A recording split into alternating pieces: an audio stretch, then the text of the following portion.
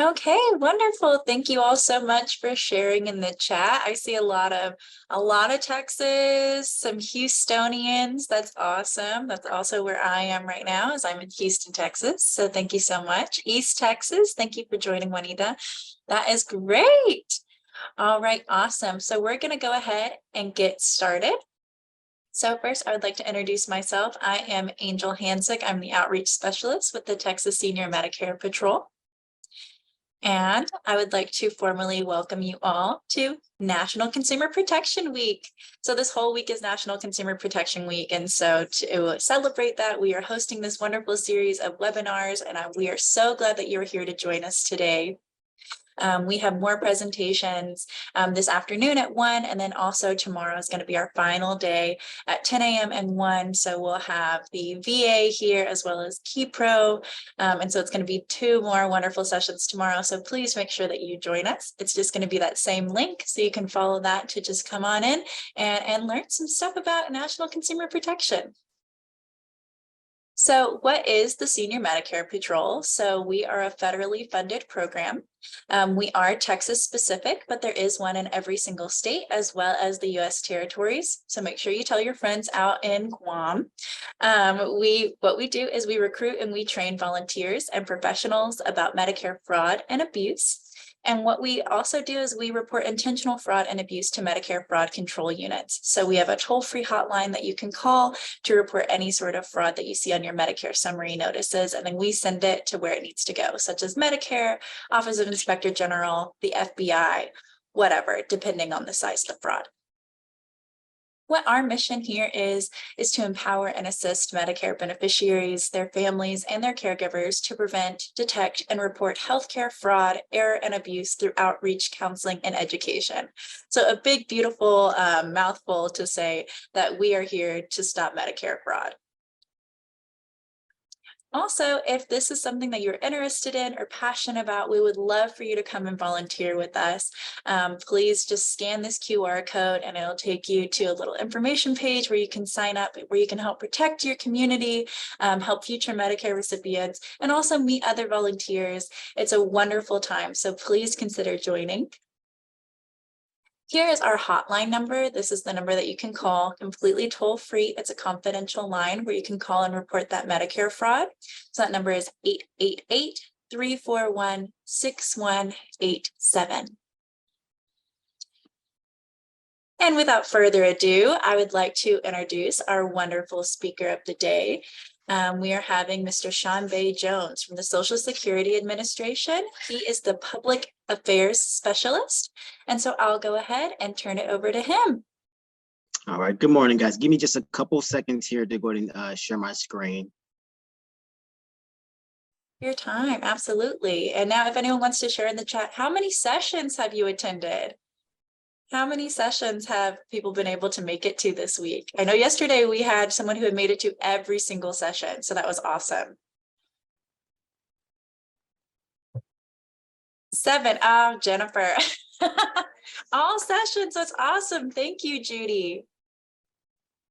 Okay, great. And I'll go ahead and mute myself and you can take over. And Angel, are you able to see my screen and presentation okay? Yep, everything looks great. I also want to let everybody know that I'll be watching the chat. You can also put questions in the Q&A section, and we'll go ahead and go over that at the end. Good morning, thank you. Excited to be here. My name is Shonbay Jones. As stated, I am the Public Affairs Specialist in the Dallas region, but I am outstationed here in the Houston, Texas area. So shout out to everyone that said they were from Houston in the chat. I'm excited to be here today. A lot of presentations. I had to just talk about strictly Social Security benefits. So today we'll be talking about fraud and abuse. Some of the information you may know. Hopefully I can provide you with some new information that you can pass on and utilize for yourself or for clients that you guys are assisting. Social Security, we do a lot, but our primary programs are our retirement insurance benefits, or we call them RIB benefits. We do survivor benefits. We have 2 disability programs. We have SSI, which is supplemental security income. We have SSDI, which is Social Security Disability Insurance. We also do the enrollments and disenrollments for Medicare, and we do handle a lot of Medicare questions outside of coverage for doctors and things like that. One of our other primary things we do, of course, everyone knows that we assign and issue Social Security cards and numbers. When it comes to your Social Security number, we do everything possible to protect your Social Security number and keep your records confidential. It's really hard for someone to come contact us and get information about yourself without showing some ID or going through just a plethora of security questions. Just make sure you guys are being careful about sharing your Social Security number, even when asked for it. I mean, I know when you're filing for applications, or if you have to verify information over the phone with banking and different organizations, just see if they need the whole number or part of the number, or if you can maybe verify your information other ways than giving your Social Security number, maybe address, phone number, mother's maiden name, things like that. Make sure you guys are keeping your Social Security card and documents, the Social Security number, in a safe place, a lockbox somewhere that you know where it's at. And you know, if you look at that place, if it's not there, there's an issue. Please do not routinely carry your card around or any of the documents that display your number. That's how a lot of people end up getting their information out there by those that want it, is by just having it just available and easy to access. When we talk about scam awareness, there's just a few tips to protect yourself. The one is just understanding the threats, whether it's knowing that it comes through phone calls, emails, websites that may be fraudulent. There's mailers out there. And of course, nowadays, social media is a big one. I think probably everyone on this presentation, it probably has received some sort of phone call, email, or text message, just from someone trying to get information from you that's not legitimate. And then also exercise a lot of caution. When you get these type of phone calls, emails, or you're on websites searching for different organizations, whether it be Social Security, Medicare, or any other social organization, just exercise a lot of caution. Exercise a lot of caution when giving out your information. Only give it out when it's necessary, as far as Social Security number, date of birth, mother's maiden name, all the important questions that someone can utilize to kind of just put at threat your information. And also, like we said, secure your information. Don't carry it around. Keep it in a lockbox. Keep it somewhere where you know where it's at. And if it's missing, you know right off the bat, and you don't have to look for it.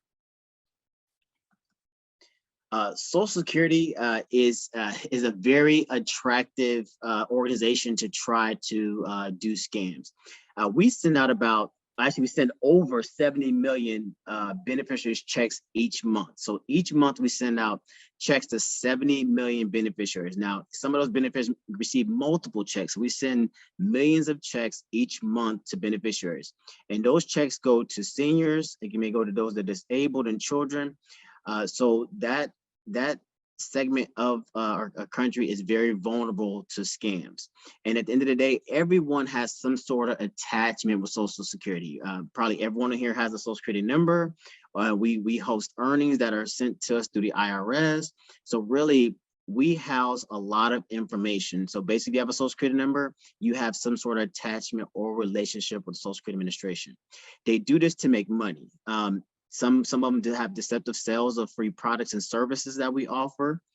Some of them have deceptive sales of non-related products or services, kind of sort of related to Social Security, like cheaper health insurance, cheaper Part C and D, Medicare programs. They offer all these non-SSA related services, but they need your information kind of to do that. They also just obtain your personal information, commit fraud and identity theft. And then also one of the big ones is they're having people be victims to send money and gift cards and other items that have value to them. One thing to do, and they also spread a lot of misinformation as far as Social Security information is concerned. Now, like I said, we do send checks to 70 million beneficiaries per month, and that's just checks. We have we take thousands of applications a day related to retirement, disability. We have hundreds of people in each office come in just for Social Security cards. So we do make contact with people, but generally it's going to be those that we have ongoing business with. And you should be really, really familiar with why Social Security is contacting you. It shouldn't be a shock if we call you and ask you for information. You should know right off the bat, oh, okay, yeah, I'm filing for retirement benefits. You need my marriage license, or you need an income statement, or my direct deposit information if I want to go that route. So just understand, we do make contact with citizens, but you should know why we're contacting you. If you do receive a call, text, or email that threatens to suspend your Social Security number, I've gotten that one before, or they have even party Social Security number, don't give them information. If they warn against arrest or legal action, if they demand request of immediate payments, if they require payments by gift card, prepaid debit cards, anything like that, or if they're pressuring you, it's really high pressure for personal information. They request secrecy, say they don't want to give you their callback information. They want this done as soon as possible. Don't tell anyone because the information should not be shared. If they threaten to seize bank accounts, if they promise to increase your Social Security benefit, we just gave out 8%, you're not going to get any more. And they also try to just gain your trust by having false information or documentation. I've seen IDs, I've seen a lot of different things.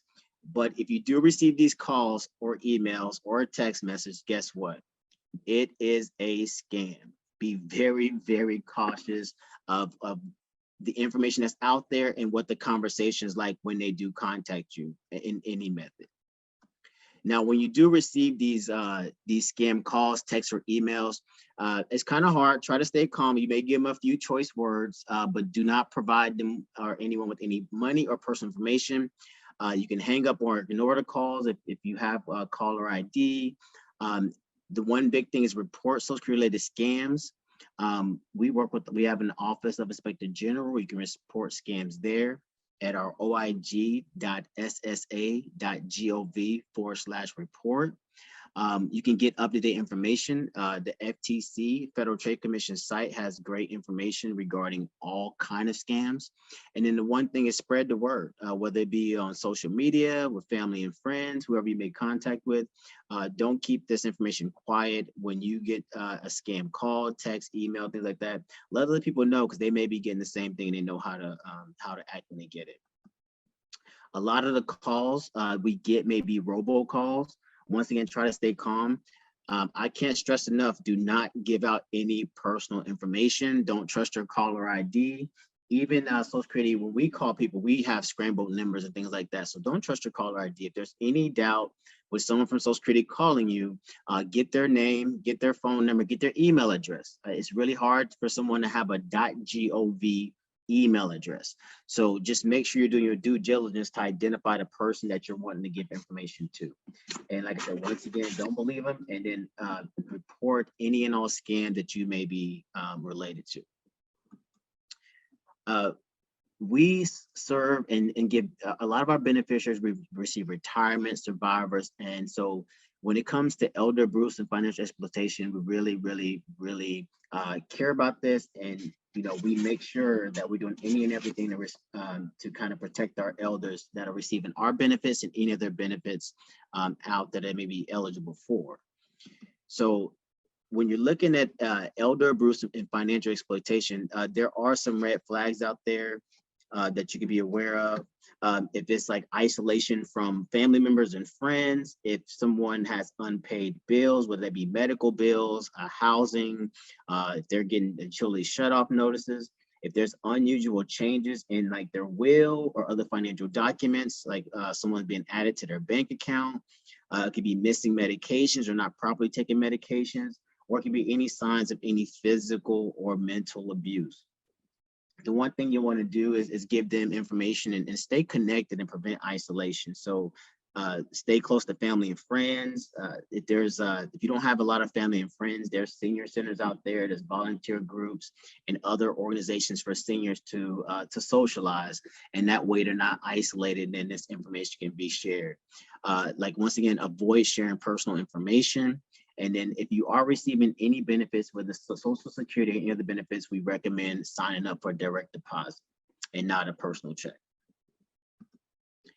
Also, consult with people you trust. Like I said, if you have children, if you have brothers, sisters, make sure you're talking to people you trust. If you think that there is any type of elder abuse or financial exploitation, Shred any and all documents that you do not need that may have your personal information on there.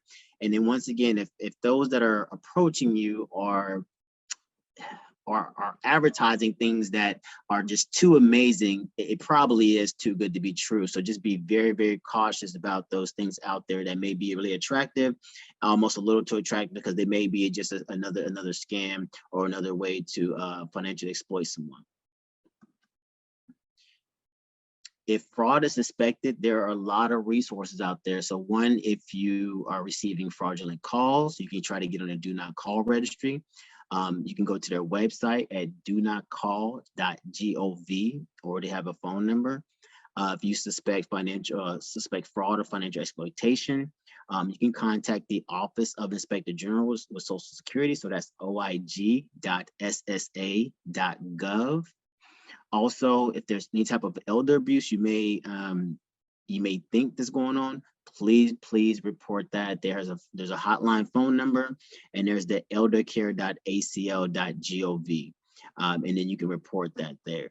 But just the one thing is report any type of suspected fraud or elder abuse or exploitation.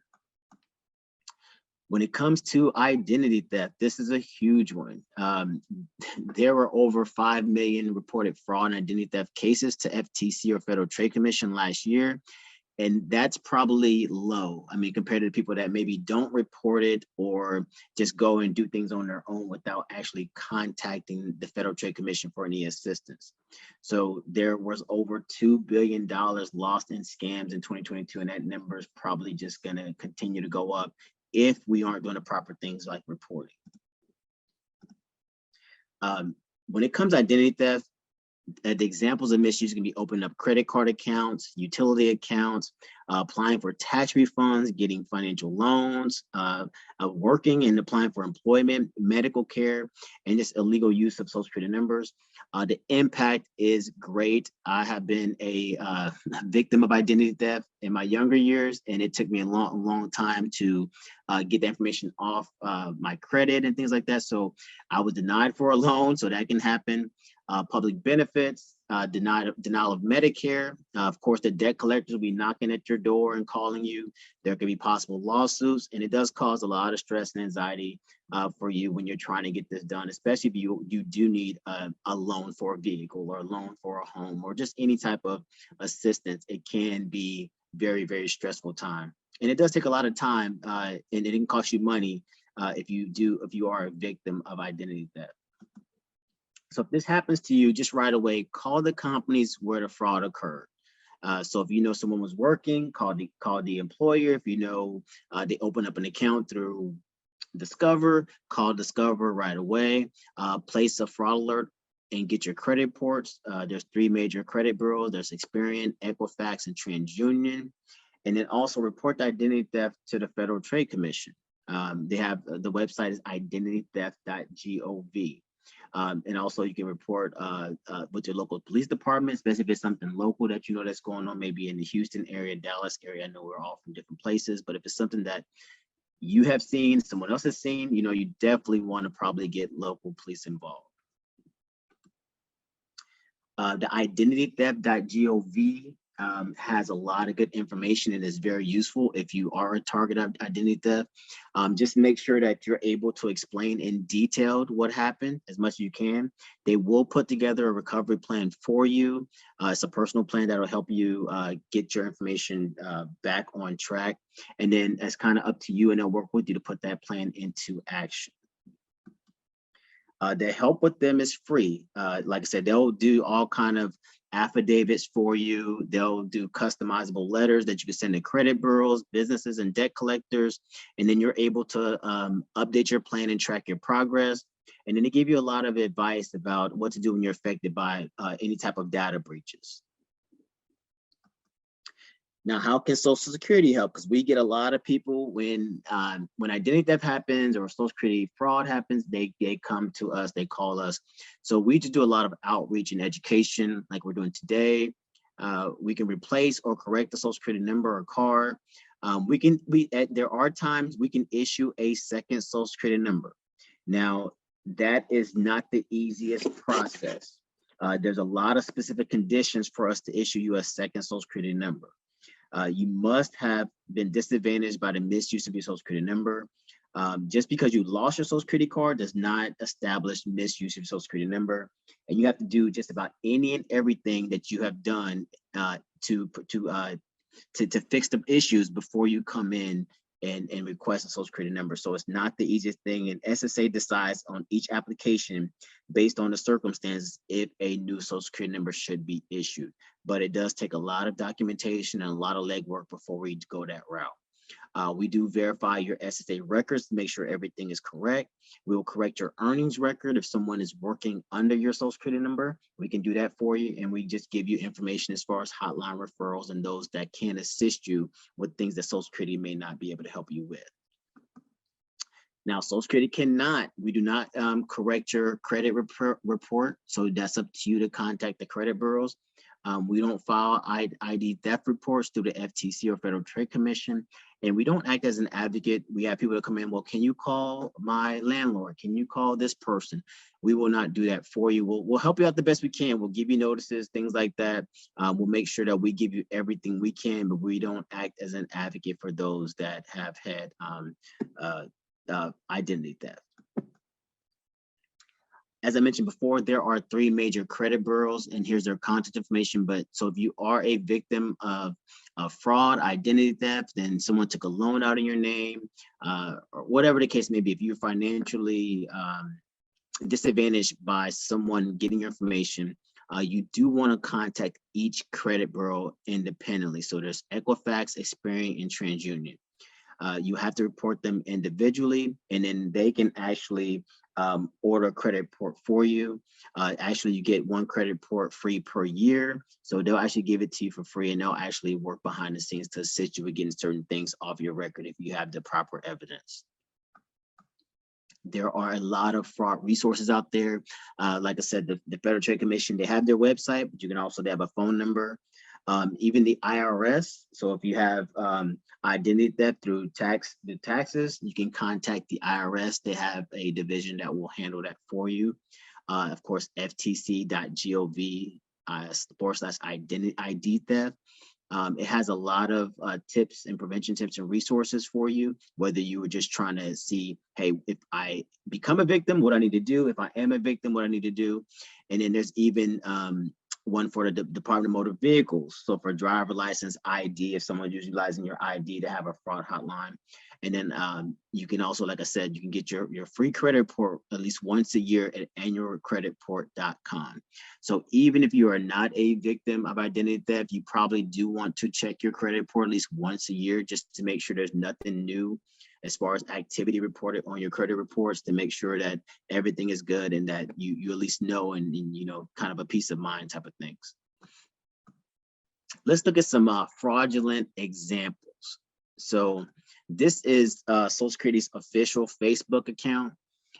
So SSA does have Twitter, where they do Facebook, they do the Instagram, so they have all the social media accounts.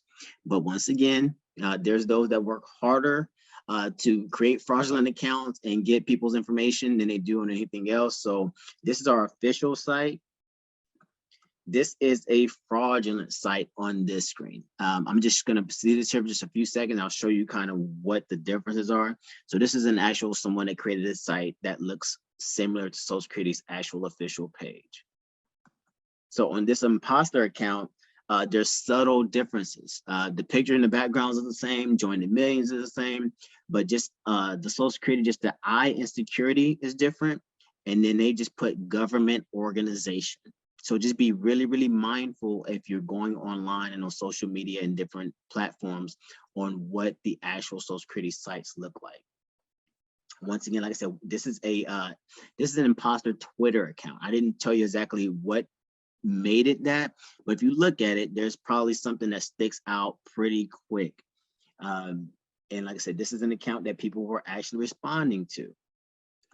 And if you look at this, if you see anything that does not spell Social Security out, or if it even looks halfway like it might be fraudulent, do not go on there posting information or having a conversation with anyone regarding your information. I would never put any personal information online anyways. It's just for generic questions, even on our site. We will never ask you to put your social security number on an online site like this. So this is just an example of people responding, a true example, and they're responding and someone says, "Hi, I am an SSA." I don't know what an SSA is, but it's not Social Security Administration. And so they're basically having a conversation. They want people to contact them and send them a DM or digital message for assistance. There's one down here that says they need assistance for applying for widow's benefits, things like that. So we are not going to give you assistance on these platforms. We will get, there's general information questions. This is really for you to just tell us maybe how we're doing and things like that. But we're not going to assist you on Twitter with your application. But people don't know any better and they think they're on the right site. And so they send information even to the person that says, "I am an SSA," which is kind of a dead giveaway for, hey, that should be a red flag, and your spidey senses start going off, knowing that, hey, I might need to look at this a little further and contact Social Security myself by phone or another method. Now, there are some standalone buildings. You don't see this as much now, but if you see a Social Security sign-up office, keep driving.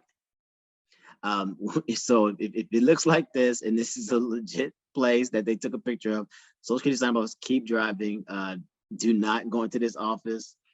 Do not give them any information. Don't leave anyone in there. But there are places that try to pretend like they are a Social Security sign-up office, and it basically says, "We file your SS and SSI original claims electronically," and they may help you with that, but they're not a Social Security. They're not a Social Security office, so I would not have them assist me with my application.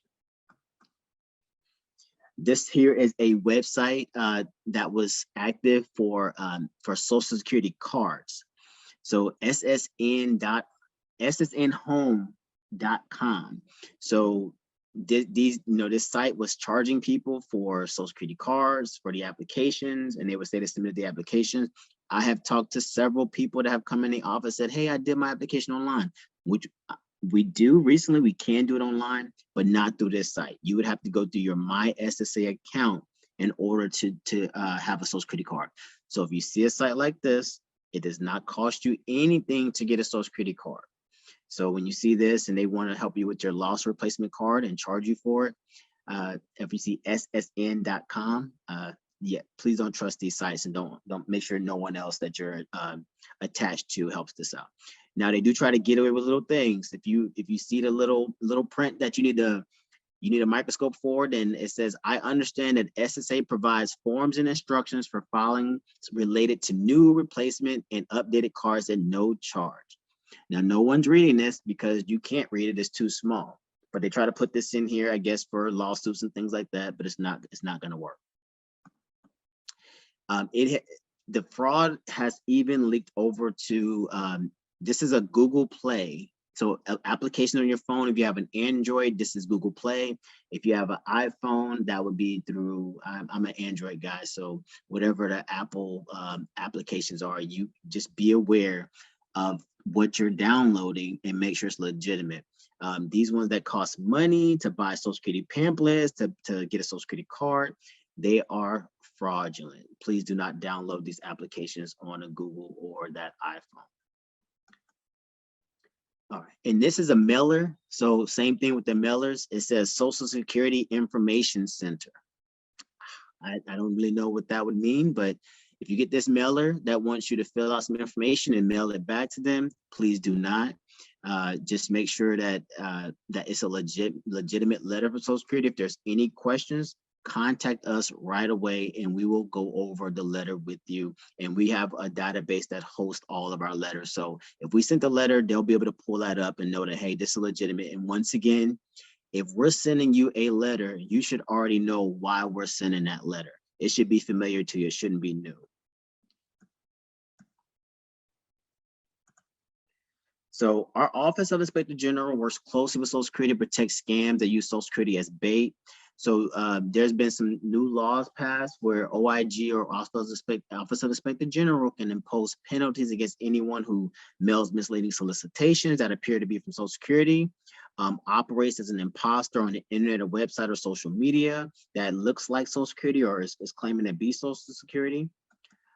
If they sell Social Security free forms, applications, and publication without written approval, if they charge a fee for services that Social Security provides for free of charge without providing a clear visible notice that Social Security provides that service for free, kind of like that small print where we provide it for free, but they want to charge you to just get a Social Security card. If they send email or text messages claiming to be from Social Security, that can also impose a penalty. Reporting. I can't stress enough on how important it is to report misleading or suspicious SSA related advertisements or communications. And then please report it immediately. So if you come upon a suspicious website or social media account, take screenshots, note the website address, write it down, and how you came across it, whether it's they text you a link and you clicked on it, whether you just browsing, looking for ssa.gov and you got ssa.com. Just please know how you came across it and then take a screenshot. For emails and text messages, try to capture the messages and any message links attached to it. And then for mail solicitations, retain the full communication, including the outside of the envelopes and anything else. Take pictures of it, send it to us, bring it to us, whatever the case may be, so that we have that. Also for telephone solicitations, if you note anything if a business comes up as far as what's on the caller ID, what the phone number is, or if it's a robocall, whatever the message may be, or if it's a live person that's leaving you a message, share that message. But like I said, by reporting it is what actually is going to stop and help those that are actually being abused and having their information out there that's been mishandled. Just please report it. You can report it at our Office of Inspector General website, OIG. You can also call the fraud hotline. But like I said, without reporting these incidents, it doesn't give them any firepower to go after anyone. So don't just let someone email you without reporting it or give you a phone call without reporting it. It may seem small and minute because, hey, it's not bothering me. I did not fall for the tricks, but it's going to help someone because there are millions of people that just truly don't know any better and maybe don't have the information or the brightness you have, whatever the case may be. But there are a lot of people that are falling for these suspicious activities. So the one thing we can do is report, and try to get these people into OIG system so that they can start taking action to get them stop doing what they're doing. We are at the end of our presentation. So if you guys have any questions, I'll go ahead and answer those now. But I do appreciate you guys for allowing me to present today.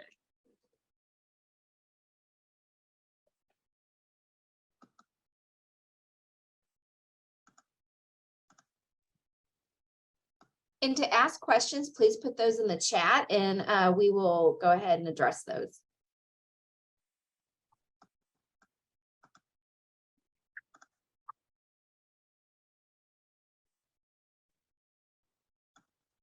All right, I'm not seeing anything. Okay, here we got our first one. All right, so we got Chandra with AARP saying thank you, and is wondering if we can have Mr. Jones's email address. Is that all right if we send that out to everyone? No. So okay, no. So yeah. Well, what I can do is I will give it to you if you have anything, because I don't know who's on the call, because I do public affairs for all the offices. So if it's specific questions, because as far as the audience, is it more of those that are assisting claimants, or is it claimants on here also that? Because I don't mind sharing it with people that are out there in the public that are assisting those. I would ask that if they could reach out to you guys, I don't mind sharing it, but it would have to be with those, maybe like those organizations out there that are actually assisting the claimants in the public. Okay, wonderful. So then that same person is asking if you were able to reach out to them instead. So I'm assuming that they have a specific question. All right, so I'll share that email address with you afterwards. All right, awesome. Anybody else?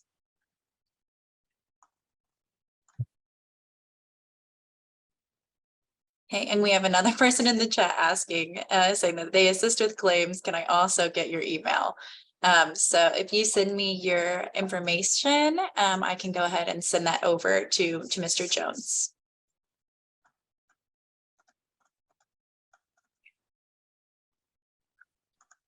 So I'll go ahead and put my email in the chat.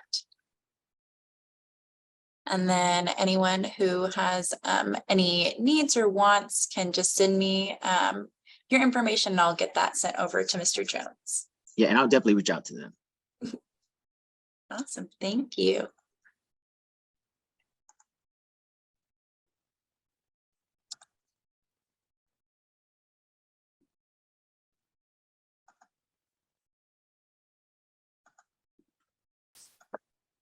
All right, is there no other questions from anybody? Feel free to put it in the chat, or if you don't want it to be public, you can put it in the Q&A section, and it can be totally anonymous.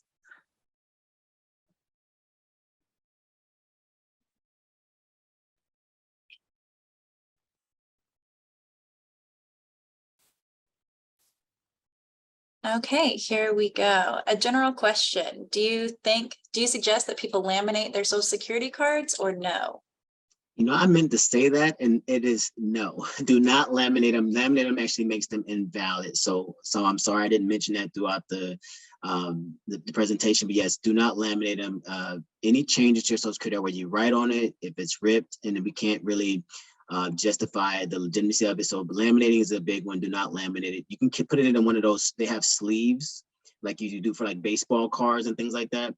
Put it in one of the sleeves, but do not laminate the card. Awesome. And we actually recommend you do the same thing with your Medicare card. So just letting y'all know that as well, is do not laminate them, use those plastic sleeves.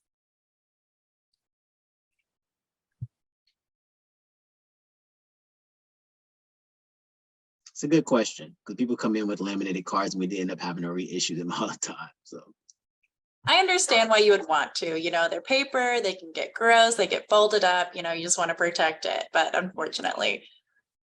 But they're free. So just if it gets that bad, just come and get another one. We'll take care of it. All right, awesome. Okay, we have someone in the chat saying they have a laminated card. It was actually laminated whenever they received it years ago. We do not laminate cards. So I'm not sure how it got laminated. We send it out in a paper form. But maybe 1980, let me back up. I don't remember. And so we have not been laminating cards since 1980s. so yes, the card should not be laminated. If you have one that's laminated, I would advise you to get a new Social Security card. So thank you for sharing.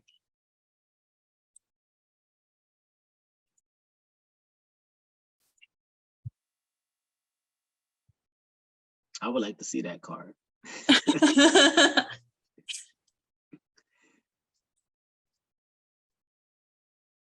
Yeah, just go ahead, take a picture of it and post it online for us so we can see.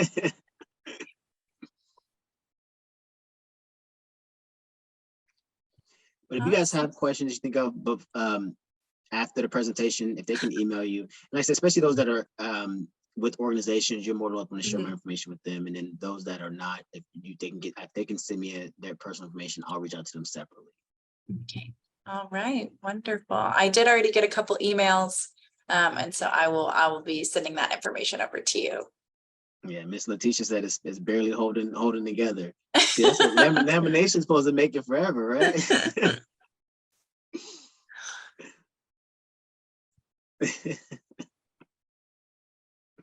All right. Oh, okay. It looks like we have another one. Went through TSA pre-check process, amended his legal name. Should I have informed the SSA?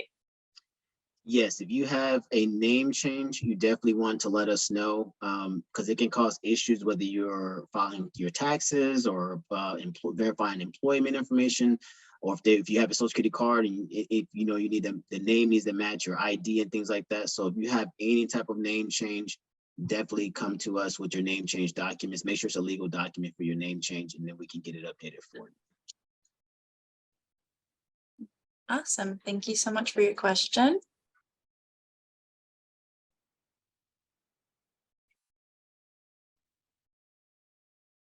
All right. I don't want to hold anyone too much longer. So if you have a question, go ahead and throw it in the chat. But if not, like Mr. Jones said earlier, you can go ahead and just email me your questions and I'll make sure they get over to him and we can ensure that those questions get answered. I'll send my email in the chat one more time, just so that y'all have access to it. Oops.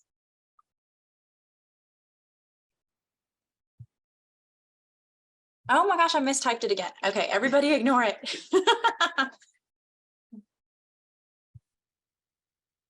There we go. Yes, thank you so much. Thank you so much, Mr. Jones, for joining today and all the wonderful information. And thank you to all the participants who came today. And I would like to remind y'all that we have another session today at 1 p.m. And so we're really hoping that you all join again then as well. Yes, it's been exciting, and you guys are very, very welcome. So it doesn't have to be about fraudulent. Typically, there's myself and there's Miss Anna Lambert. We cover all of Houston. And so if you do anything that's Social Security related, we handle any and all things Social Security. So definitely reach out to us. Awesome. Well, thank you all. And I'll go ahead and shut it down then. So thank you again one more time to everyone who is here today. All right, y'all have a wonderful day. Bye-bye.